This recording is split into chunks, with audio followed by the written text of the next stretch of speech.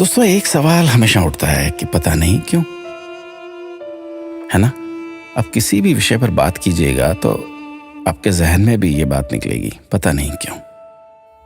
खाने को सादा दाल रोटी होती थी, लेकिन फिर भी किसी को खून की कमी नहीं होती थी, पता नहीं क्यों। स्कूल में अध्यापक खूब कान खींचते थे, डंडों से पिटाई होती थी, लेकिन कोई बच्चा स्कूल में डिप्रेशन के कारण आत्महत्या नहीं करता था, पता नहीं क्यों। बचपन में महंगे खिलौने नहीं मिलते थे, लेकिन हर खेल बहुत आनंदित करता था, पता नहीं क्यों।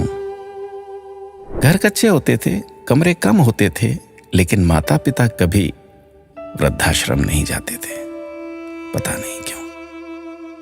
घर में गाय की, कुत्ते की, अतिथि की, मेहमानों की रोटियां बनती थी, फिर भी घर का बजट संतुलित रहता था। आज सिर्फ अपने परिवार की रोटी महंगी हो गई, पता नहीं क्यों।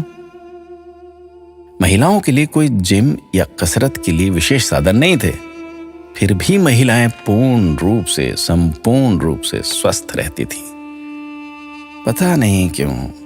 भाई भाई में, भाई बहनों में अनेक बार खूब झगड़ा होता था, आपस में कुटाई तक हो जाती थी, परंतु आपस में मन मुटाव कभी नहीं होता था, पता नहीं क्यों। परिवार बहुत बड़े होते थे, पड़ोसियों के बच्चे भी दिन भर खेलते थे, फिर भी घरों में ही शादियां होती थी, पता नहीं क्यों।